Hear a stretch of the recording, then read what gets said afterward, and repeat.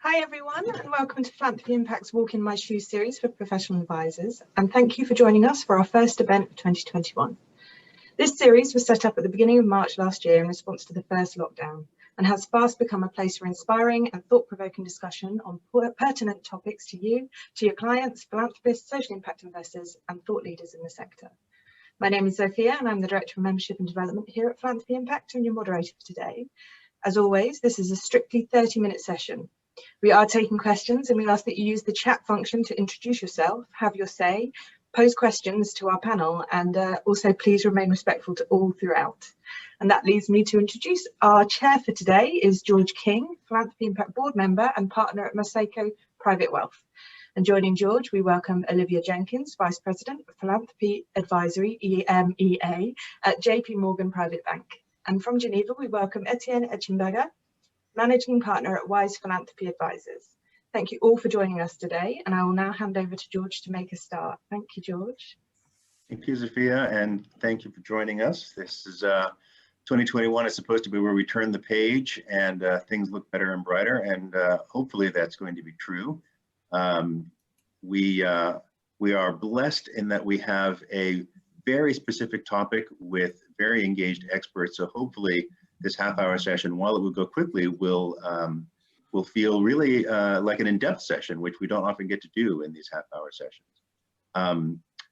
There are more expensive bios on those speakers, and I won't consume our half-hour time going through that, but I want to address our session, starting off with Olivia, given her constant engagement as her day job with family philanthropy, process challenges, etc., and start with Olivia to get a sense of what she's seeing, what she's experiencing, some of those challenges, and then use that as an entree to engage in a conversation with Etienne around some of the nitty-gritty of this, and a book that he's just helped to put into the world to really delve with these challenges. So I think we've got a great 1-2 act to talk about this stuff. And Olivia, let me start with you and get your perspective coming out of last year, a year into COVID, Brexit, US elections, all the chaos that's going on in the world, markets up. What has all this meant for the engagement and challenges and opportunities you're seeing in the family philanthropy sector? Hi, George. Yeah, well, as you rightly say, oh, I'm getting a bit of, is everyone else hearing the echo, or is that just me? It's just you, but if okay, I will carry on then. I will carry on. As you rightly say, we work with families every day at JP Morgan, and more so in the philanthropy centre than perhaps in every other team that works with JP Morgan. Family sits at the heart of what we do. We are here to advise and to help families. And, you know, in the last year, we've seen more than ever an increase in a desire to include an entire family in their philanthropy. So rather than just perhaps a matriarch or a patriarch leading the charge with the family's philanthropy, to involve other generations, whether that's older, younger, cousins, etc. So both within a generation and across generations. And I think that's been driven by a few things. Number one, people are at home more. They're spending more time with their children than perhaps they were before. They're having their ears chewed off at the dinner table about various controversial topics or not so controversial topics. And people are asking their parents, what are we going to do about this? What is our foundation doing about this? Secondly, digital awareness. You know, we live in an age where everyone has access to information in a very different way than they did 5, 10, 50 years ago. And that involvement of the next generation in a really meaningful way has been a big change that we've seen at JP Morgan. So for many of us, the next generation of families are becoming real subject matter experts in exactly an area that they want to focus on.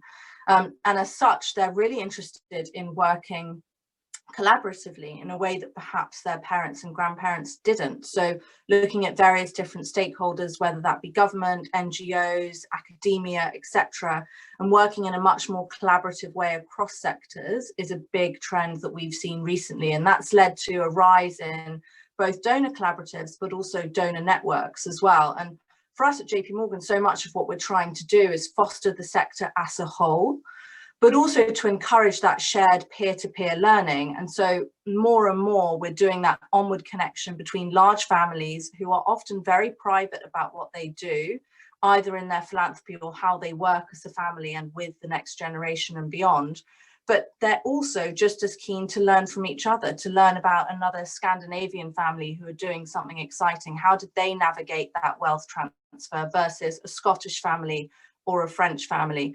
So for us, there's been, as I say, big movements around actual meaningful involvement from the next generation, the digital transformation that we've seen in the last 20 or so years, but also this different way of giving, thinking about giving your whole self. So what's your business doing? If you're part of an entrepreneurial family, what's the business doing to help sit alongside some of your philanthropic passions as well?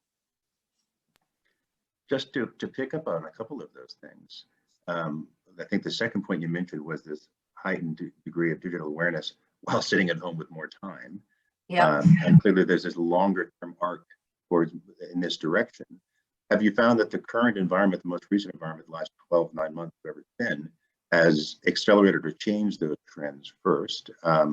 And have you seen any more near-term shifts in those conversations you've been having, either as a result of or with a forward view towards sort of the more current environment? What changes are you seeing versus those longer-term trends you were describing? It's absolutely accelerated that change. I would say that, as you say, people are at home, they have access to news and a level of awareness that we've never had before, and a bit more time on their hands than perhaps any of us would like to have. So that's only accelerated that. And in terms of kind of near-term shifts and change, absolutely, there's an awareness now within philanthropy. I would say particularly with the next generation, but across generations around certain key core topics. So how do you think about climate justice within your social justice work, for example? That's a lens that people want to sit on top of their philanthropy. How do you think about racial justice within your other philanthropic programs? How do you grant give with a racial justice lens? These are all really important tenets to philanthropy as a discipline and are foundational pieces for some of the foundations and larger families that we work with who are trying to be so thoughtful in their philanthropy to make sure that the impact they're having is long-term and extremely deep as well in the communities that they care about. And let me ask you one other thing, and then I'm going to do a little segue and bring Etienne in. So I know this is an impossible question to answer, but can you help characterize sort of the more frequent types of initial questions you get? Right, so if someone is coming to you knowing that this is your area of specialization, they're not stumbling across you, they come into you and they're going to have a query or a problem or something they're trying to solve. Can you characterize what that more often is? Is it more often we know we want to do something, but we don't know how to structure it, and it's a governance question or a structure question? Or is it we know we want to do something, but we don't know how to figure out what our passion is? Or or we don't know we want to do something, but we know we should think more broadly. What are the types of initial engagements that you are starting those journeys with families? We often will have conversations that sit around some of the topics that you've mentioned there, such as we know we want to do something, but we don't know what, or I'm thinking about this, how can you help me to identify exactly where my passion area might lie? And we do a number of values exercises with families across generations to help them identify some of those areas when that is the case. But more often than not, people will come to us with either a specific idea or a certain area of philanthropy, and they simply want to know what other people are doing in the space. Who else is acting in this space? Who else is doing something interesting? Who can you connect us to, in order to really thoughtfully landscape an issue area so that they can identify where their sweet spot is, so that they can think about really leveraging their impact. Where is their money going to be best spent to create long-lasting change? If someone else is already working extensively in a specific area, they don't want to replicate that. So for us, there's that peer-to-peer shared learning is one of the most common questions we get. And in that, we really encourage people to share what's working, but also what their biggest failures have been and what's gone wrong, because we also don't want to double up mistakes internationally and in certain areas as well. So as to say, yes, we do get those questions on, I want to do something, not sure what, but more often than not, it's, I care deeply about ABC passion project. I really want to meet like-minded people and work together in that area. So Etienne, what I'm noticing in hearing a lot of Olivia's comments is that there are multiple things at work here, right? It's peer-to-peer learning, it's expert learning from Olivia and her team. There's a lot of sources of solution and information being brought to bear in this process of engaging with families around this topic of philanthropy. That seems to fit very well with what you are doing. And as we talked in sort of a pre-conversation, this is not really a book review and book launch, but you have a document, you have a Bible that we need to hear about and understand how that plays into this set of tools for families on this journey. So tell us more about that. Yeah, thank you so much, George, and thank you for bringing me in the conversations. You're right. It's we've gone through an interesting and exciting experience last 2 years. I've been involved with IMD Business School in Lausanne, in Switzerland, on a work to publish a book on philanthropy, family philanthropy. And the reason behind it is that, to be honest, to your point, George, all the questions are known. So the key questions when you have few time or few resources, what are the important questions you want to address? That was your questions, and I really convey to you. And the book we have published, which is more a guide than a book, with IMD and Professor Peter Fogel and IMD researcher Małgorzata Kurczak, it was really much to say, what are some of the questions you should answer before you start or as you start? Because, well, they're all out there, they're not all important. And we've defined 3 sets of questions, which I just want to look quickly into it. The first one are attached to purpose, why you do things. This is really important to understand your motivations, be it, as you said, Olivia, across generations when things change, or sometimes meeting generations. So the first set of questions is around purpose, and that's the question of the motivation, the question of the focus, and the question of the ambitions. And the 3 sets of questions are important because we discuss motivation and focus quickly, but on ambition, sometimes you also ought to say what success would be for you as you give. And very often, I think this is, as Olivia said before, you want to avoid mistakes. And sometimes by avoiding mistakes, you have for ambition. So stating ambition is also part of the purpose. So that's the first set of questions. I think the second set of questions, which are really important, and as a philanthropy advisor at WISE over the last 15 years, I come across even more, is what we've called relationship. So set of questions, relationship with your family and relationship with partners. And very often this is hardly addressed, but at the core of advising family, you understand how relevant are the questions of relationship to oneself, closer circles of in-law, closer circles of families or broader circles. You know, how do you involve your children and when and how much? Or if you want to pair up with your brother-in-law, how do you do that? So how do you relate to others? Those are set of questions. And same with partners. You said, Olivia, you called on collaborative giving. How do you relate to others? Do you co-fund with other foundations? Do you work in partnerships with other? How do you relate to others? How much do you visit projects, or how much do you handle conversations with NGO or social enterprise? So those are the questions you need to get clarity. And then the final set of questions is on organization. I think those are more known, but they're relevant on resources, on setup and governance, and on impact. So we think that actually, if you narrow down to 8 big questions, this is the way to go as you start or as you want to re-engage and reflect. So we've developed that within the book. And but what I want to state to close on this is 2 more things. My experience is that very often, before to be an organized process, philanthropy is an inner journey. So the work that Olivia does, and certainly you do, George, and we probably start to do, or university to do, is supports people in the inner reflections. But as things, you want to move from reflection into actions, having a limited set of questions is useful, because otherwise you tend to focus either on your vehicles because your other lawyers helping you, or on impact because someone is helping you on this. So we want to have a holistic set of limited questions to help people to guide. So that's the one statement I want to say. And the other statement to close, I want to say that Olivia was right. The one thing I've experienced more over the years is that as people start, they want to learn from others, people's success and mistakes. So our book also encompasses 9 case studies of across the world except the US, because so much has been written in the US that actually it's so well covered, but sometimes we're missing case studies of Europe or other part of the world. And so we have pages of case studies of family saying how they use the documents we do and giving some advice on people, which I think is that is themes and topics and so forth our time. So those who have done these sessions with me know that I really am keen to, not for us to convene and talk to each other about this stuff, but to try and help create pathways for change. That leads to two things. One is we've been using philanthropy perhaps as a shorthand.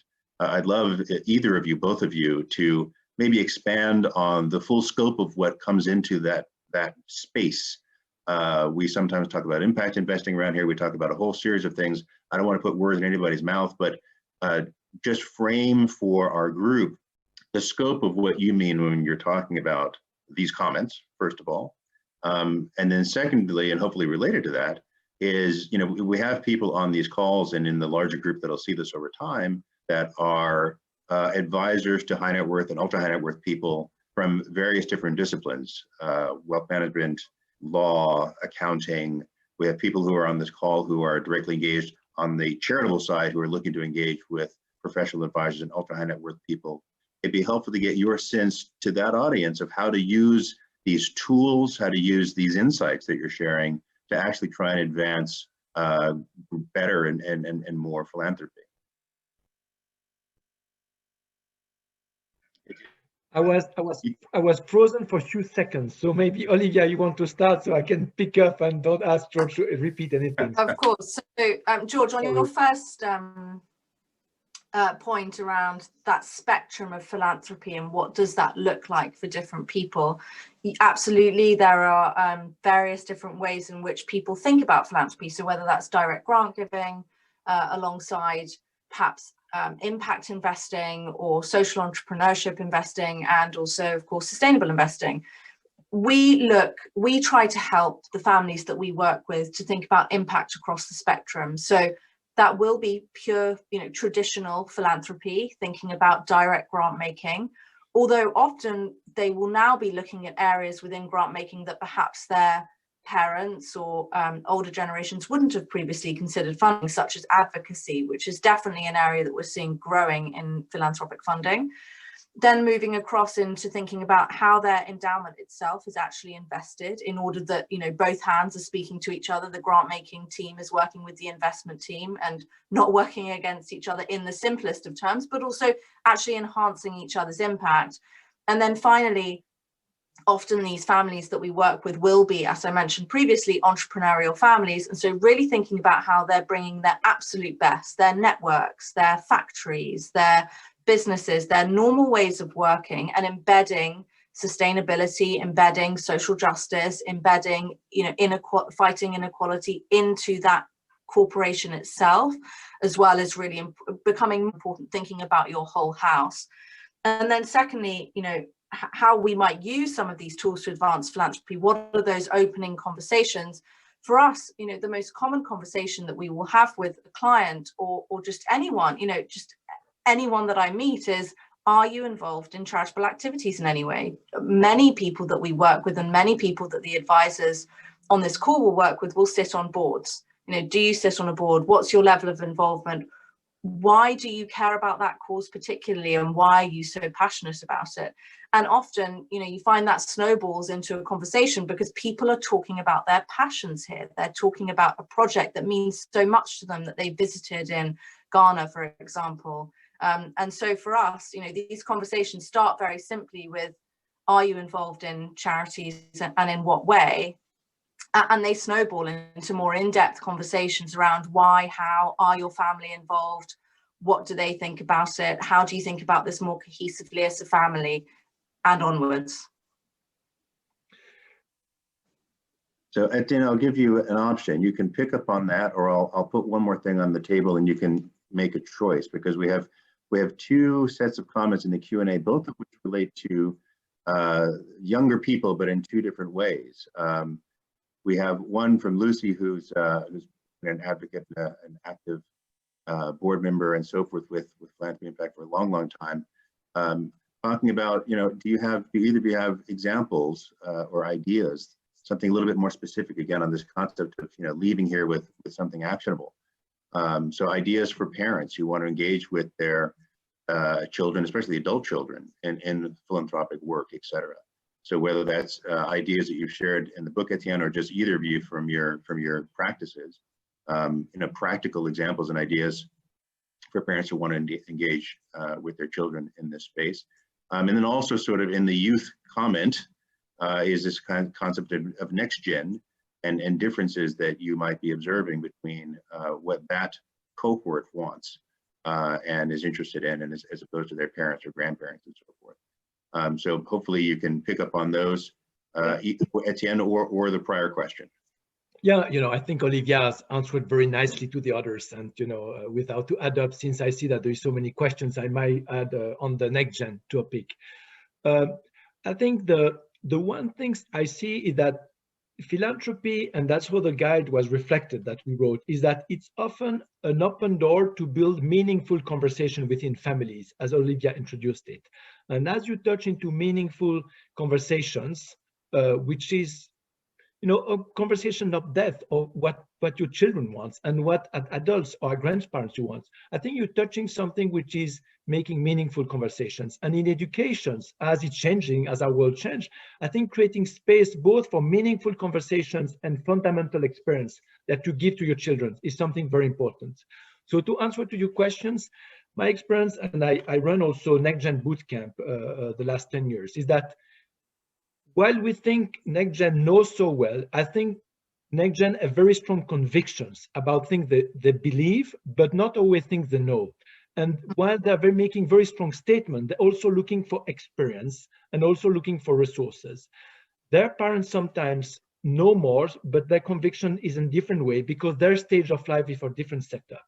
But the next change I see is looking for ways to engage not against their parents, but to open space to build with their parents. And I think their parents, and I'll be pretty crude on this, all the power somehow. So the question is also how much space do you give to your next gen to be building together something? So that's the first elements to your question. The other elements to your question that I think, I have no one size fits all, but I'm happy to speak to Lucy directly because I think time will miss. But I think as you build together, there are really different ways to engage your children. I've experienced that some of them, the parents build within the foundation a next gen fund with on the how, eventually similar things, but on the what, different topic of interest, but with similar expectation on a report back. Some parents, as the children get younger, will expose them to things as they will review projects. So I think there is different ways, and the books give some, some practical tips on this. But my main point is the meaningful conversations to build fundamental experience is really what you can carry across generations, and building it together by a collaborative process is really something where you need the interest of the youngers, but also the letting go of the elders to have some space for the younger generation to create their own things within the family traditions, culture, and values. And just building on something that Etienne said there, we actively encourage the philanthropists and families that we work with to think about, as Etienne mentioned, perhaps a next gen committee or some form of formal grants nomination committee that a next gen member can come to with an idea or a project that they care about. That's great for slightly older family members. But when it comes to sort of your 9-year-old or your 8-year-old for whom that wouldn't be appropriate, it's simply about having a conversation at the dinner table or the lunch table or over the weekend about what your parents care about, why, what sort of things they've been up to in the course of normal family life, rather than making it this big, scary topic that they can't feel involved with. So I think that's really important as well. As Etienne said, this drives really meaningful conversations within family, and making it just part of the normal family conversation is really important as well. So I'm going to ask one last question before I think John is probably going to come in and do his wrap-up bit. Olivia, I'll note that there is a question in the chat for you, the Q&A for you, which you might want to choose to directly answer or incorporate into your next set of comments. But the last question for you, I guess, particularly germane to this gathering, is when all of us are dealing with high net worth and ultra high net worth families around this type of a topic, it seems to inevitably involve engaging with a whole host of professional advisors of various kinds to sort of actually get stuff done, to get answers, to get questions answered, and to get things accomplished. And would love to understand from each of your perspectives sort of the role of the professional advisors in this process, and how what they should be doing better to help the things that you've been highlighting on behalf of these wealthy families and these activities. Olivia, you want to start with you? I'll quickly take the question in the chat. So yes, JP Morgan has a sustainable investing team. It's becoming more and more important, and it's a core focus for us actually within the private bank. And we have a wonderful and growing team that are focused specifically on that. When it comes, George, to kind of, really practical tips and things that advisors and the ways in which I personally believe they're going to be the most useful in philanthropy, is having a really long-term view. Philanthropy has to be patient capital. That's so important. And advisors need to play their role in that. This isn't going to be a one-size-fits-all. There isn't a quick questionnaire you can do and philanthropy is box ticked, or social investment is box ticked, sadly. So we all need to sort of play our part and be really humble about our role within this. I'm here often to ask a lot of questions and to help families to see things in a different way. Am I an expert on climate change? Absolutely not. But I do know a few people who are, and I can connect people onto them. And I think being really conscious of your role within those conversations is really important. I'm not meant to be an expert on all the different topics that philanthropists might care about, but more to help them to think about it within the bigger context of their family and their family giving.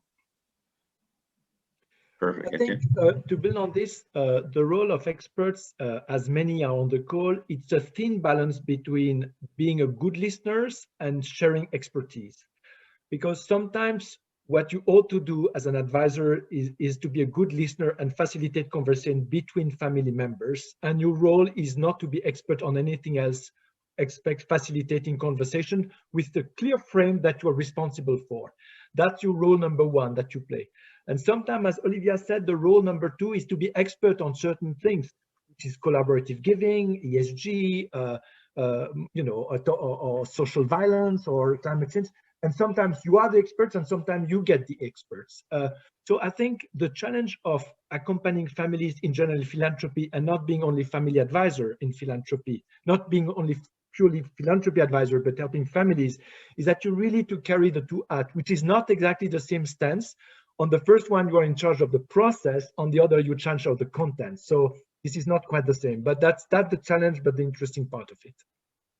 I think that's great, and I'll put in a final shameless plug for Philanthropy Impact, that hopefully these types of engagements with professional advisors of all stripes and philanthropists and donors and so forth, hopefully it creates a catalytic environment for exactly that type of engagement. And that seems like a good handoff to you, John. Thank you very much. We didn't even pay you for that commercial. Thank you. You can say a few more things if you wish. Anyway, thank you, George, for doing a brilliant job, and for Olivia and Etienne for making this such an interesting half hour. It went very fast, so thank you. For those that are wanting to know, in the next day or so, we will have the information about Etienne's book on our website, so that you can find it there in a couple of days. I'd like to ask you one last question, if that's okay. What are your final words of wisdom? So you have 30 seconds to solve the world's problems. Final words of wisdom. So let's start with Olivia. My final words of wisdom would be to really think about what success means for you and your family. It's different for everyone and it's different for every family member, but to come up with some sort of cohesive success vision that you can all coalesce around is really important. Thank you. Etienne. My final word of wisdom is that I think a successful, ambitious philanthropy is the good balance between time of reflections and time of actions. And I think sometimes you need to read, to attend seminars, to get counseling, and sometimes you have to make grants, build dialogue with partners, be daring. So I think it's a good balance. It's only when you get both together that you probably are a learning donors that is respectful to partners you want to support and not directing the way you think the things should be done. Because at the end of the day, the partnership you're going to build with organization support, it's also the kind of relationship you want to see within your family. So good listener, respectful, but having some level of mutual ambitions. It's really neat what the two of you are saying. We have on our website a guide to giving, and we're now updating that. So what you are saying will contribute to that. George, last word to you. I guess my last word is that I can think of fewer ways to engage together as a family that are positive, constructive, financially, morally, just bringing family together and spending family time than around this topic. So it feels like it's a win-win-win, and hopefully we'll all engage more with it more productively. And people will be at home anyway for the next while, so there's lots of opportunity to talk. Anyway, thank you very much.